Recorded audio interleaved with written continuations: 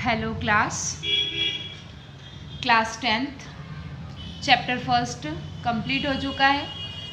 आज हम chapter second start करेंगे। चैप्टर सेकंड का नाम है एसिड, बेसिस एंड सॉल्ट। यानी कि चैप्टर सेकंड में हमको एसिड के बारे में पढ़ना है, बेसिस के बारे में पढ़ना है और सॉल्ट क्या होते हैं इनके बारे में पढ़ना है और इनकी जनरल प्रॉपर्टीज़ क्या होती है इसके बारे में हमें देखना है। 9th में भी आपने एसिड, बेस और सॉल्ट के बारे में कुछ चीज़ें हैं जो पढ़ी हुई हैं। चैप्टर सेकंड एसिड और base, what are acid and what are bases. देखिए यहाँ पर एक पैराग्राफ दिया हुआ है पेज नंबर 17 पर। इसमें देखते हैं हम, litmus solution is a purple dye. Purple colour की एक डाई होती है, कलर होता है litmus solution, which is extracted from lichen या lichen, a plant belonging to the division Thallophyta. Thallophyta division यानी कि इस डिवीज़न का एक प्लांट है, एक पौधा है जिसका नाम है लीचन। उससे उसके एक्सट्रैक्ट से प्राप्त किया जाता है एक पर्पल कलर का डाई जिसे बोलते हैं लिटमस सॉल्यूशन, जिसे कॉमनली नॉन एज इंडिकेटर, जो इंडिकेटर का काम करता है। इंडिकेट किस चीज़ को करता है? ये इंडिकेट इस चीज़ को करता है कि जो गिवन सॉल्यूशन है, अगर हमें पता नहीं है और अगर हमें एक टेस्ट ट्यूब में कुछ सॉल्यूशन दिया हुआ है जिसके बारे में हमसे पूछा जाता है कि बताइए वो एसिड है, बेस है या सॉल्ट है, तो हम इस इंडिकेटर, लिटमस इंडिकेटर का यूज़ करके बता सकते हैं कि जो गिवन सॉल्यूशन है वो एसिड है, बेस है और सॉल्ट है।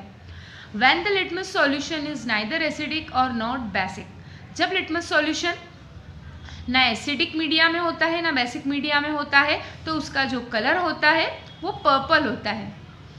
There are many other natural material, और इसके जैसे ही कई सारे अलग अलग मटेरियल्स हैं, जैसे कि रेड कैबेज, पत्ता गोभी जो लाल कलर की आती है उसकी पत्तियाँ, टर्मरिक हल्दी, coloured petals of some flower such as hydrangeia, tuneria and geranium, which is indicate the presence of acid or base in the solution.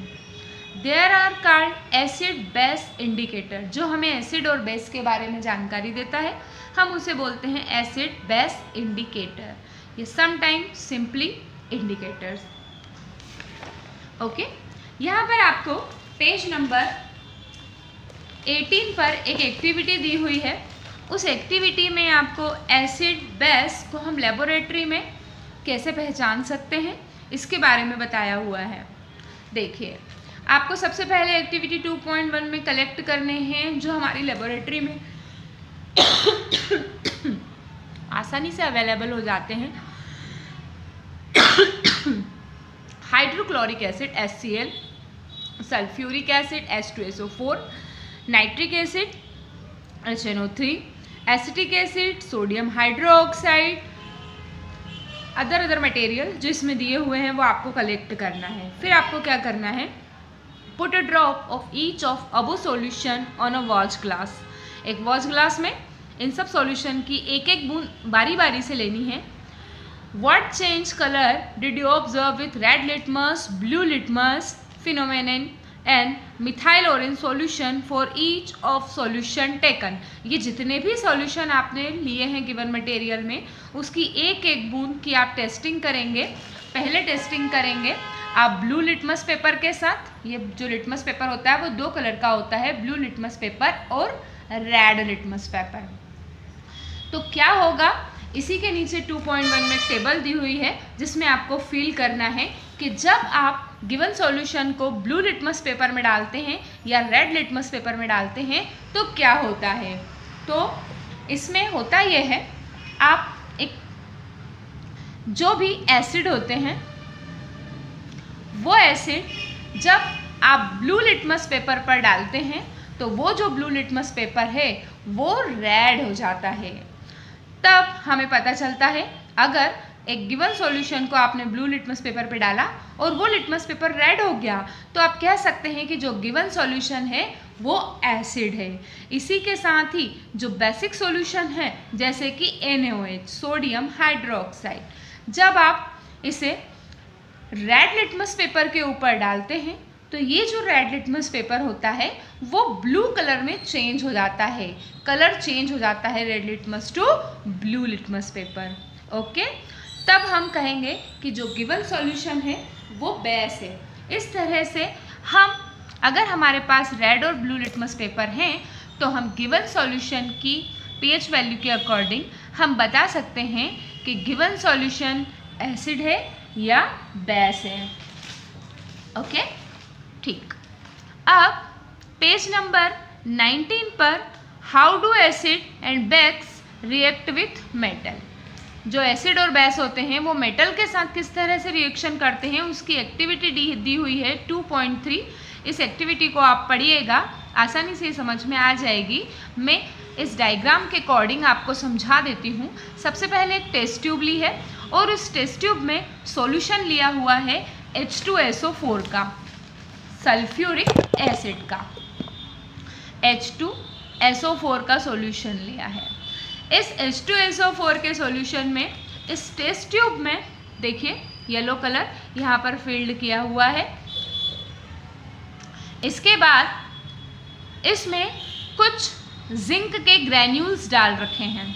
Zinc is a metal, यानी कि हम H2SO4 के रिएक्शन करा रहे हैं जिंक मेटल के साथ। Zinc is a metal, H2SO4 is a strong acid. जब इन दोनों की रिएक्शन होती है तो ये जो यहाँ पर इस टेस्ट ट्यूब को क्लोज कर दिया जाता है और टेस्ट ट्यूब से एक पाइप है, जो पाइप दूसरे कंटेनर में जिसमें सोप का सॉल्यूशन रखा हुआ है उस सोप सॉल्यूशन में आ जाती है धीरे धीरे इधर से निकलती हुई गैस। कैसे आती है देखते हैं। जब जिंक के ग्रैन्यूल H2SO4 से रिएक्शन करते हैं तो डिस्प्लेसमेंट रिएक्शन होती है, ZnSO4 बनता है, प्लस हाइड्रोजन गैस इसमें लिबरेट होती है। ये जो हाइड्रोजन गैस इसमें लिबरेट होती है ये इस टेस्ट ट्यूब में जो हमने सॉल्यूशन डाला हुआ है H2SO4 का और इसमें डाले हुए हैं हमने जिंक के ग्रैन्यूल्स और इसको हमने ऊपर से कवर किया हुआ है और इस तरह से यहाँ पर एक ट्यूब लगाई हुई है और इस ट्यूब में इस ट्यूब को हमने डाला हुआ है एक अदर कंटेनर में और इस कंटेनर में पहले से ही है सोप सॉल्यूशन। जब ये हाइड्रोजन गैस इस सोप सॉल्यूशन में आती है तो गैस हल्की होने के कारण इस सोप सॉल्यूशन के साथ बबल बनाती है और बबल बनाती हुई ऊपर उठती है। जब हम इसके पास एक जलती हुई मोमबत्ती लेकर आते हैं तो ये जो हाइड्रोजन गैस होती है इस फायर के कांटेक्ट में आकर एक थोड़े से एक पॉप साउंड के साथ, यानी कि पटाखे की एक छोटी सी हल्की सी आवाज़ के साथ जलती है, तेज़ी से जलना स्टार्ट करती है। यानी कि इस एक्टिविटी से हमें ये पता चलता है कि जब हाइड्रोजन सल्फेट जिंक से रिएक्शन करता है तो डिस्प्लेसमेंट रिएक्शन होती है और हाइड्रोजन गैस लिबरेटेड होती है। अदर मेटल्स भी जब